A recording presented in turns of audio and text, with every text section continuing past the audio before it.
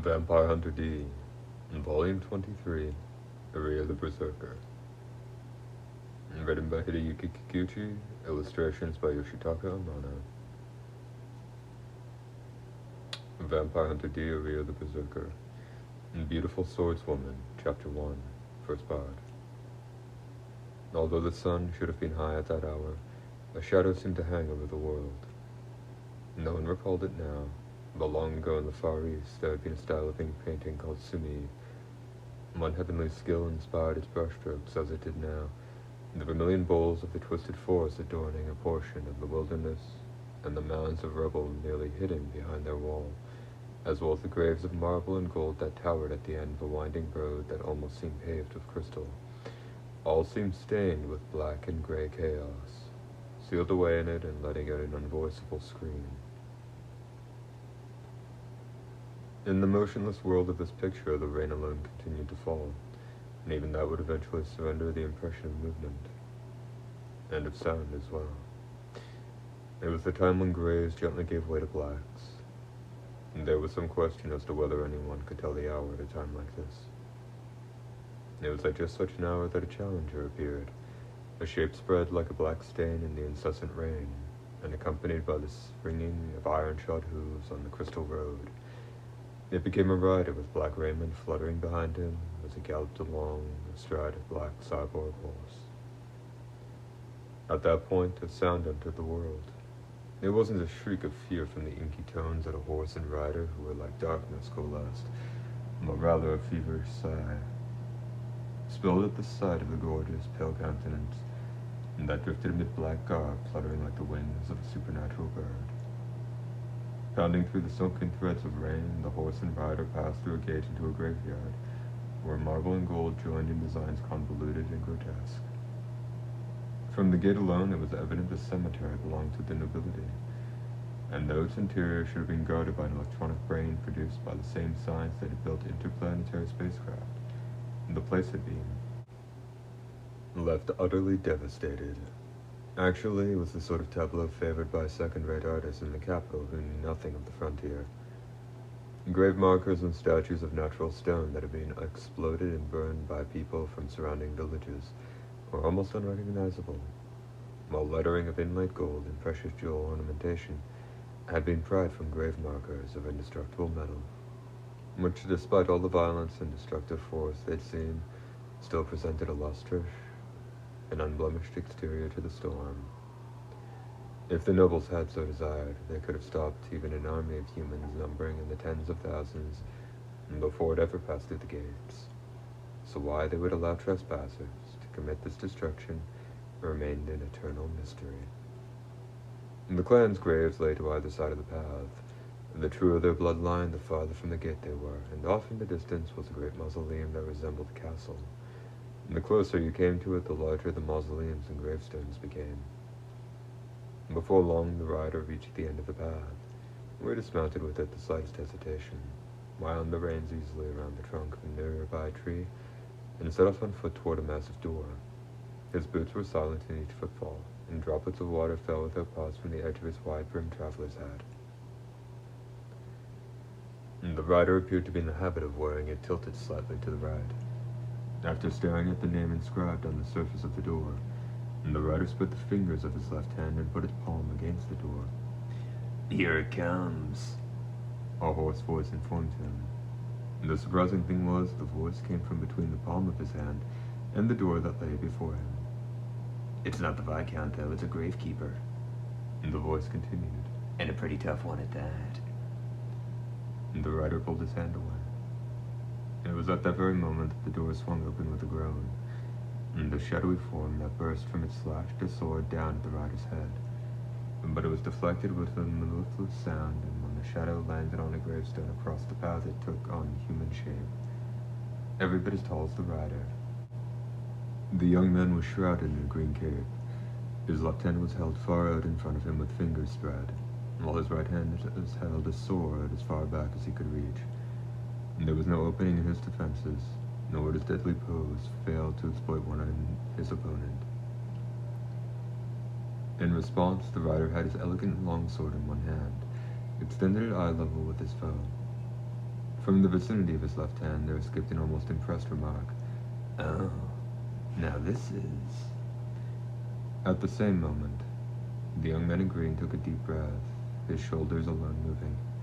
"Just too perfect," the hoarse voice continued. Was that to say, here was a life and a skill too perfect to be taken by the blow to follow? And the rider's sword gradually began to rise. His right arm moved slightly to the side, and when it halted he'd taken the famous stance of a swordsman holding his blade up beside his head like a baseball bat. Everyone knew that pose was an invitation. However, when it came from this rider, his beauty made his foes recognition that they were gambling their lives lose shape like a heat shimmer, luring his opponents in like moths to the flame, and the Gravekeeper would be walking into a death trap. The young man in green actually took a step forward. No, he advanced 2 paces, and that he managed to stop there was a feat of incredible willpower. Squeezing the fingers of his extended hand into a fist, he spread them once more. It was almost as if he were going to claw at his foe rather than slash at him. He stood that way for a second, 2 seconds. "Not bad," the hoarse voice said. "Borrowed that trick from the nobility, did he? However..." A different voice finished that sentence. "Please allow me to have this battle." It was the voice of a woman, and a young one at that. But neither of the 2 figures moved an inch, and the threat of murderous intent that bound them didn't slacken in the least. Pole. Like a demon hearing a litany of prayer, the young man jumped, making a broad sweep with his left hand. A foot-long blade concealed in his sleeve zipped at the source of the voice. "D," she said, beginning a new appeal. "I don't want any compensation at all. Once I've slain him, I'll be on my way. I only ask that you please let me have this fight." The eyes of the rider D shifted ever so slightly to the side, catching sight of the speaker. The blade the young Gravekeeper had hurled hung in the air. It had been caught an inch or 2 shy of the woman's eye by a crimson hand. From the elbows all the way to the backs and palms of her hands she was covered by dazzling armor. And there in the silvery curtain's venomous rain she called to mind a burning flame given human form. The crimson cape was closed over the woman's chest, and her pale face was slightly downturned. Glowing red hair hung down to her waist, concealing the left half of her face, and the clasp on her cape was a gold chain. Pieces of chain were also sewn here and there to her cape in no particular pattern, lending the worn and dirty fabric a certain charm. "My name's Aria. I'm a hunter." You could tell the prowess of a hunter by the tone of their voice, the look in their eye, and the way they carried themselves. What did Dean make of her? When he stepped forward without a sound or a word, Aria played her final card, saying, "He's my younger brother." Dee halted, his dark eyes reflecting her pale face before quickly shifting to the young man. "You get 1 minute," a voice of iron informed her. "You have my thanks." And the woman's right hand slipped under her cape. What weapon did she have, and how did she use it? All her opponent's speculation on these accounts would be frustrated.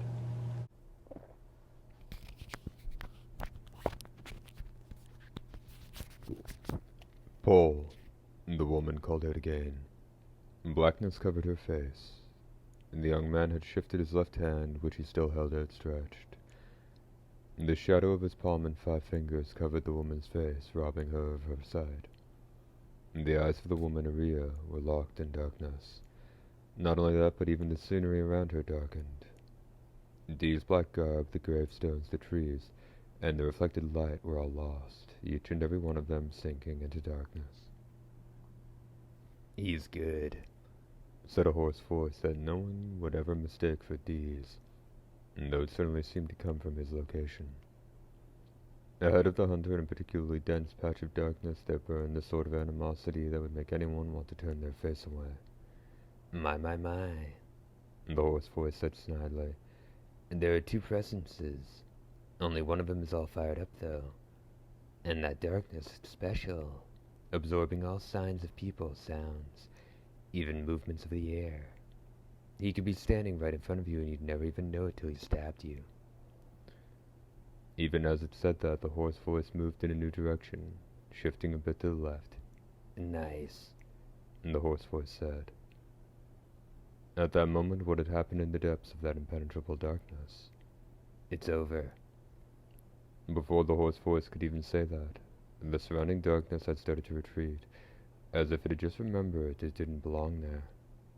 And in the twilight ruins, Dee and the young gravekeeper who'd been left a corpse came back into view, as well as the warrior woman who lingered by the body. "Looks like someone might be dumb enough to shout for joy," the hoarse voice remarked with a ring of melancholy. As the lovely woman looked down at the motionless form of her brother, there wasn't a hint of sadness about her. "I suppose that's one way of winning. The wine from the victory cup must taste mighty bitter, though."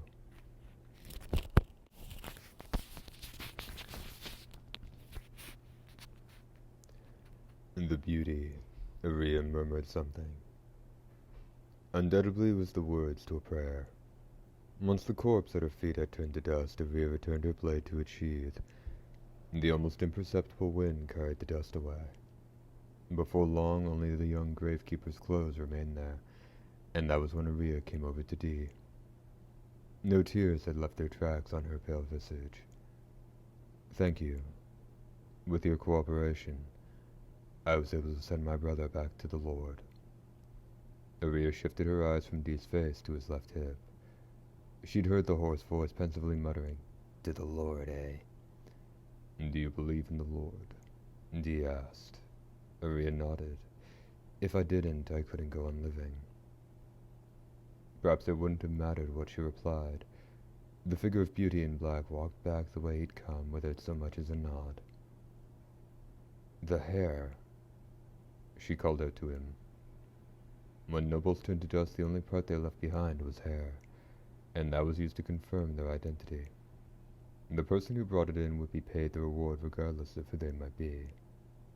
As she followed fast behind Dee, Aria said, "This is for you, for letting me fight in your place. Please take it." "You're the one who did the work," Dee replied without halting. "That won't sit quite right with me. Take it, please," Aria continued doggedly. Suddenly Dee asked her, "And if I said no, what would you do?" "What?" "Would you resort to force?" This young man wasn't one to distinguish between men and women when it came to armed opponents. But in this instance, his actions were a little out of the ordinary. Tension surged into Aria's expression, and half of it still remained there as the beauty declared, "You're on." At her carefree declaration, a cry of "wow" rose from the vicinity of Dee's left hip. His lips hadn't moved a bit. "So," she continued, "how do we play this?" Her expression calm and with a hint of what could be called daring, and the warrior woman was ready to accept Dee's challenge. First part end. Second part. The air whistled, but to be precise, just before that sound, Aria had leapt out of the sword's way. As she jumped a good 10 feet, Aria hurled the dagger from her hip with an underhanded scooping motion. Her dagger, sheathed with its hilt pointed down, had split in two down the middle the instant it had been pulled from its scabbard. And there was a beautiful sound. As she landed, Aria pressed the palms of her hands together in front of her chest, and the handle of the dagger jutted from between them. Dee had battered the dagger away with his blade, and Aria had stopped it cold. And just as Aria was about to reach for the sword on her hip with her right hand, the figure in black sailed over her head. Was he an angel or the Grim Reaper? And the only thing that was certain was that this beauty was unearthly, and there wasn't so much as a hint of mercy in the stark glint slashing down at her. Aria couldn't even draw her sword. Sparks flew. Right in front of Aria was a visage so gorgeous a good look at it seemed likely to leave her in a stupor, and Dee narrowed his eyes ever so slightly, and backed off. Her eardrums pounded with the sound made when she'd parried Dee's blade, and the impact she'd felt through the dagger not only numbed her left arm from the wrist down, but the loss of feeling extended all the way up to her shoulder. Nevertheless, Aria was reaching for the hilt of her sword with her right hand. "That's far enough," the hoarse voice said. "Well, not bad for a woman. You made it through 3 of the guy's attacks. Outstanding." After confirming that Dee had sheathed his blade, Aria took her hand away from her own hilt. She judged from the air about Dee that he had no intention of attacking again. She didn't know what the result had been. Apparently this young man had the ability to erase all traces of even his ordinary presence the instant hostilities ceased. Was he a beautiful nothingness made solid? If he closed on someone while keeping his footfalls silent, they'd never notice till he'd run them through the heart. So you'll accept it then, won't you? Aria asked, sweat rolling down her cheeks. Sure. Good, Aria said with a carefree smile. I'm sure my brother would be satisfied with his reward being paid to the world-renowned Dee. You have my thanks. And then she walked over to the dusty remains of the gravekeeper, bent down, and grabbed a handful of hair before straightening up again. Handing it to Dee, she went back to the remains, put her left fist over the right side of her chest, and took a prayerful pose. The almost non-existent evening breeze tossed her hair in the hem of the blazing red cape.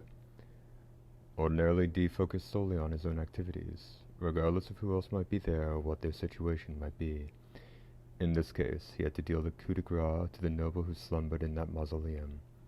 However, at some point the sense of incongruity that wafted about the warrior woman with whom he'd done battle had suspended that course of action. And before long, the girl turned in Dee's direction. In the faint remaining light of day, the shadow of her hair stretched long and far across the ground. It no longer had the color of flame.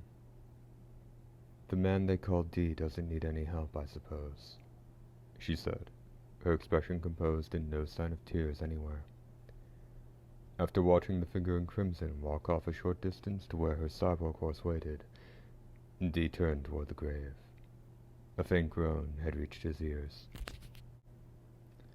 Oh, it seems that rascal the Viscount knows what we've got in store for him. He's moaning about how he doesn't want to die, shouting at us to stay back. As the figure in black walked forward, the voice from the vicinity of his left hip continued. But what I don't get is that girl. She's got the skill of a hunter for sure, but what's with her acting so cool and collected? And that was her own brother she cut down. She didn't shed a single tear over him. Still, she doesn't look cold-blooded. And the way she acted toward you, it was like she was just a plain old farm girl dressed up for a costume party. And don't see a lot of that type these days. She gained something, Dee fairly muttered. She must have. For an ordinary girl to become a hunter, and what an exchange. She must have lost something too, right? And the hoarse voice continued, finishing the hunter's thought. What that something was, does that interest you? Dee didn't answer. If a million people knew him, every last one of them probably would reply that he had no interest at all in that topic, and they'd assert in unison that he'd never say so. Passing through the entrance to the burial place, Dee vanished. Groans became sobs of fear, then the breathless huffing of the terrorized, and then the screams of someone in their death throes. A photo. A picture. 5 days later, Dee was in Silver Springs town. He was there to turn over a sample of the noble's DNA to the local sheriff and to collect the reward. Nice little payday for you, isn't it? And the sheriff said venomously as Dee stuffed a thick wad of bills into his coat. We can trade places if you'd like. The sheriff shuddered, saying, Don't even joke about that. I'm happy just being the law in a hick town. They don't pay me enough to take on the nobility. It's just... He seemed to grow reflective, rubbing one arm before he continued. I never thought I'd meet someone so good-looking it made my hair stand on end. We've got hot springs here in town. What say you go have yourself a soak? That's real neighborly of you. And the hunter's voice had changed so radically the sheriff could only stand rooted and amazed as the young man in black walked toward the door. Between you and the woman who came in yesterday, I'd say hunters these days are a pretty odd bunch. A woman? And the hoarse voice inquired. Yeah. Only she wasn't cashing in on no noble. It was a pair of thugs who jumped her. After putting him down, she finds out they're outlaws with prices on their heads, you see. But that woman, actually, girl's more like it. She really doesn't look like the kind to be working as a hunter. Sure is pretty, but she just seems like the kind of average folk you'd run into anywhere. And what's her name? The hunter asked as he stood in the doorway, his back still to the lawman. Knitting his brow a bit, the sheriff shortly replied, I'm pretty sure it was Aria. Say, are you a ventriloquist or something? Giving no reply, the hunter stepped outside, where the hoarse voice from the vicinity of his left hip said, Strange connection with God here. Imagine meeting her here, of all places. Does that interest you? Dee asked in his own voice. The hoarse voice cleared its throat, replying in a not-on-your-life tone. Well, putting that aside for the time being. The sheriff did say something about a hot spring, didn't he? Seems the waters have all kinds of stuff that does a body good. So long as it's not running water, you should probably suck it up and give it a try. What do you say we go for a dip? Dee's sidewalk horse was tethered to a fence on the opposite side of the street. As he was crossing it, a trio of men coming from his left brushed past him. Hey, the leftmost man shouted menacingly. The corner of your coat hit me, and you got nothing to say about that. Sorry, pal, said a hoarse voice that didn't sound like it belonged to the hunter at all, but there was no mistaking the utter contempt in its tone.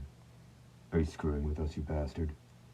The same man shouted, and all three of them surrounded Dee. Hey, mister, you don't mind this, do you? Another said as he reached for Dee's chest. A heartbeat light at the man's wrist broke noisily, and as he was flipped over, his elbow shattered. Since he hit the ground head first, he suffered a horrendous concussion, as well as having his cervical vertebra dislocated. And the expressions of the other two changed, and as they shouted curses and reached for the swords on their hips, the hoarse voice said simply, You're gonna die, and froze them on the spot. Pageburg. The hot spring in question, which lay on the east side end of town, was shrouded in steam. Thanks to the patrons of the hot springs who came from other regions on hearing its praises, as well as to the money those people spent there, Silver Springs town enjoyed a high standard of living, and that was rare in the frontier sectors. Many paid for admission to the baths with goods such as colossal vegetables if synthesized beef, to the point where those running the establishments had to hire wagons 6 times a year to haul the bounty off to the food distribution center. The springs were divided into a total of 36 different therapeutic baths, large and small. The public baths, the more curative medicinal baths, and the healing baths, where you could see the effects firsthand. The medicinal baths were 3 times as expensive as the public ones, while the healing baths cost 10 times as much. Some establishments had a common entrance for all 3 kinds of baths, while others kept separate entrances, and in early afternoon, while the sun was still high, the girl rode her sidewalk horse to the healing baths. The carriages, cars, and wheelchairs of the seriously injured or the infirm usually were lined up at the exclusive entrance regardless of the cost. But today carriages were few and far between, so the girl didn't have to wait before paying twice the healing bath's normal fee to the staff, who eyed her crimson garb with wonder, and then requesting a private bathing area. The path of stones and concrete was covered with droplets of condensation. Lights filling in through windows nearly 30 feet up cast dappled patterns on the floor. The girl's feet marched right through them. Iron doors came into view, set into the wall to either side of her. Occurring at intervals of about 30 feet, they'd stretched on seemingly forever. The receptionist had given the girl number 49. It took her 7 minutes to reach the door with that number plate. Turning a brass knob, she heard the sound of the lock disengaging. A changing room that looked to be 10 paces square appeared before her. In the private hot spring the girl had requested was actually one intended for multiple occupants. She probably wanted ample space to relax alone. Placing the last of her clothes into a cubbyhole in the wall, the girl slid open a glass door and entered the bathing area. The vast bathing area was easily twice as large as the changing room, a rustic-looking place where natural black stone had been dissolved and mixed with concrete before being sprayed on the walls and floors, while steam and pools of milky white therapeutic waters filled the room. The girl was stark naked, carrying not so much as a hand towel, without even looking. The girl was stark naked, carrying not so much as a hand towel, without even a dagger for defense. Her unguarded and glorious nakedness made her look like an ordinary hot spring patron, instead of suggesting any connection to her line of work. The bath was divided into a number of pools, each with a sign posted on the wall. Internal ailments, 3 to 5 dips of 5 minutes each, and drink no more than 1 teaspoon. External injuries and skin conditions, 5 minutes or less. External injuries and muscular problems, 10 minutes or less. External injuries and internal organ problems, 5 minutes or less. External injuries and skeletal problems, 2 minutes or less. The girl selected muscular problems and immersed herself in the warm water. According to the sign's brief description, the waters treated not only muscle aches, but also cuts and scrapes. The posted limit of 10 minutes was how long it should take for a complete recovery, and at the same time the sign that stated that it would be dangerous to stay in the bath beyond that point. With her eyes closed, her face took on an expression just as peaceful as that of any other hot spring patron. And before 2 minutes had passed, the glass door slid open and dark figures charged in, plowing through the white steam with an air of murderous intent. 4 men gazed down at the pool.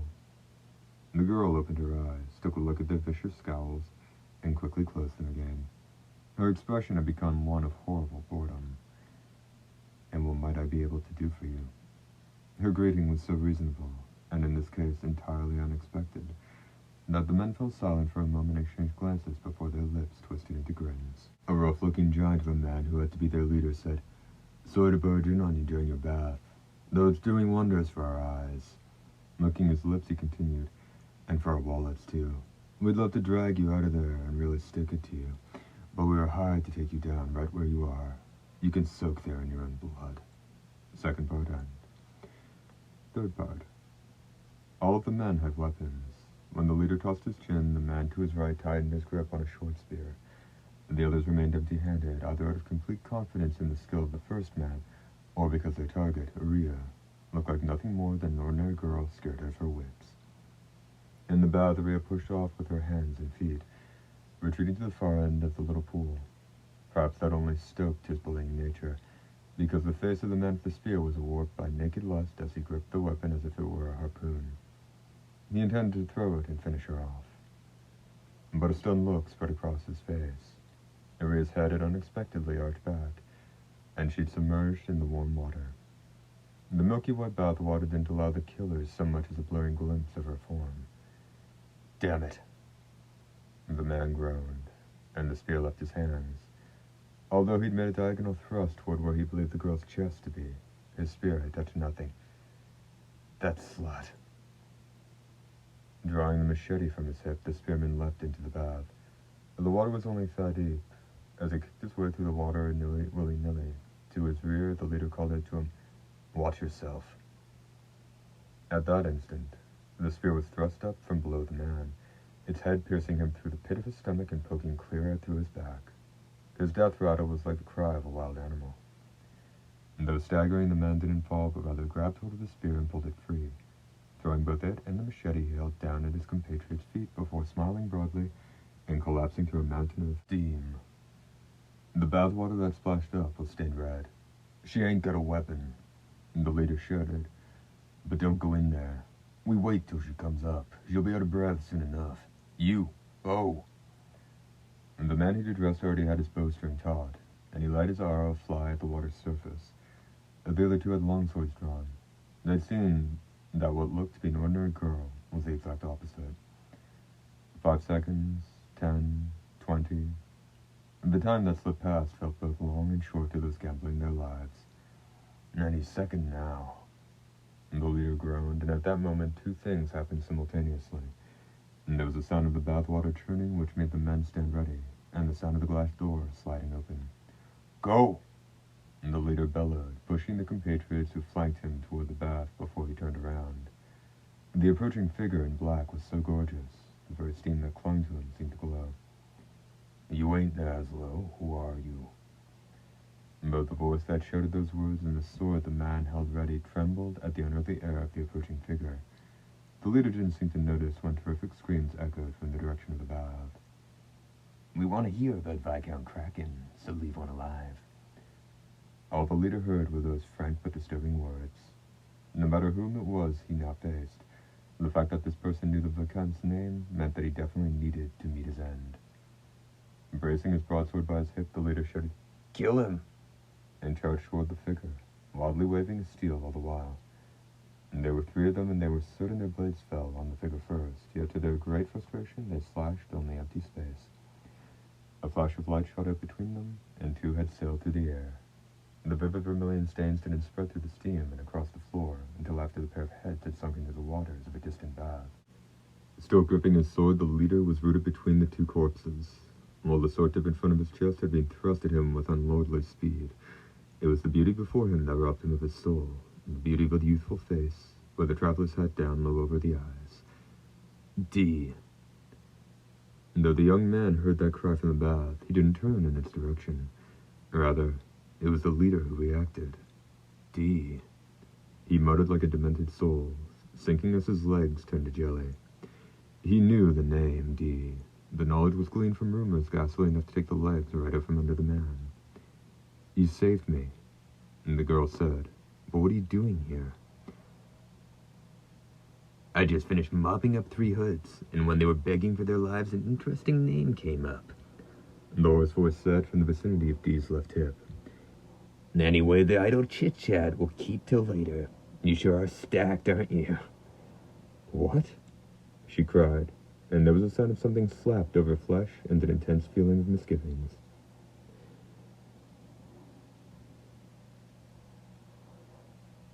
"And here you thought I couldn't see you through all this steam. In your dreams.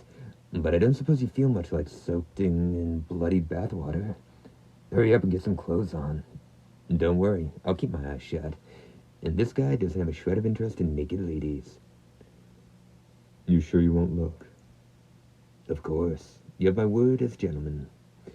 Even when there was a sound of wet feet stepping out of the bath and pattering right past him, Indeed made no attempt to turn. "Where's Viscount Kraken?" he inquired, the tip of his sword right under the nose of the slumped leader. "I don't know. Who are you talking about?" "The noble who ordered the lot of you to kill that girl just now." The hunter's voice had suddenly turned hoarse. The leader's eyes bugged out. "Did you leave 3 of your flunkies behind and collect some new help on your account? If you'd heard how tough she was. But when just a few of you went into the ladies' bath for a peek, you were jumping the gun. What?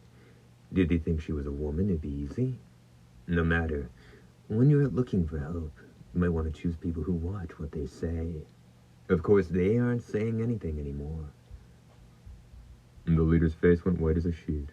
He realized what had happened to the 3 men he'd sent to town. "See, just before their heads flew, they said you were the only one who knew where to find Viscount Kraken. Well, I suppose it was better than having an arm and a leg hacked off." I don't know I'm nothing," and the leader said, shaking his head. It wobbled from side to side as if he were drunk. Perhaps the scent of death had left his spirit besotted. And there was no sound as the hunter's blade glinted. It only appeared to be a single flash of steel, yet both the leader's ears went flying. Squealing, he pressed the palms of his hands to the sides of his head, and from beneath them thick redness spilled. "I'll lop off your left arm next." And the hoarse voice's dispassionate announcement turned the leader's body to cold stone. Nevertheless, he continued to say he didn't know anything. "I guess it's no use then. He'd rather die than talk. Time to chalk up another pointless death and pull out of here." Once again, the hoarse voice turned the leader into a corpse. "Please, wait." A voice called from behind the hunter. Now dressed, Aria ran over to stand beside Dee. "It was me Viscount Kraken was gunning for, right?" she said. "Good. That means Chulos must be here after all." Dee's eyes slowly bored into Aria's face. "You said there, didn't you? You know where he is."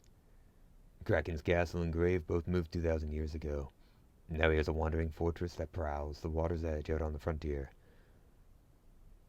And the fact that both these voices apparently belonged to Dee's left Aria's head spinning.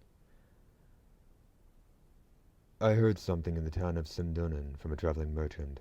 He said that when he'd passed through Daskanguro Gorge, in an area that had only been hydrogen sulfide swamps before, he'd seen a gigantic, towering structure that looked like some kind of noble's castle. He saw that 6 months ago, and I heard it from him a month back." "Sad to say, but if you're talking about Daskin I passed through there on the way here. There was nothing there," the hoarse voice said with regret. And then it said to the leader, "Hey, are you gonna come clean with us or what?" The leader turned away in a snit. Dee's eyes gleamed. In them, the leader's body grew thin, as if he'd been wrung dry. And that's what happened to humans who felt the approach of death. "Please wait," Aria said to stop him. "You feeling pity, missy?" the hoarse voice asked teasingly. "No." Circling around behind the leader, Aria grabbed both his shoulders. Planting her knee in the center of his back, she pushed with it at the same time she pulled against his shoulders. The leader let out a deep breath. "Now you'll be able to fight, okay?" The leader's expression instantly became one of relief and of surprise. Looking back over his shoulder at Aria, he said, "You're strange for a hunter, you know that. I don't mean to talk at a turn, but you should get out of that line and do something upstanding. You'll make someone a real good bride. And for the record, Kraken's castle has moved to Wendover Gorge now. Aria's mouth dropped open. Putting her fist over it, she said, "Thank you." The leader stood up. He was no longer trembling. When he raised his broadsword high and dashed straight for Dee, Aria shut her eyes. Chapter 1, End.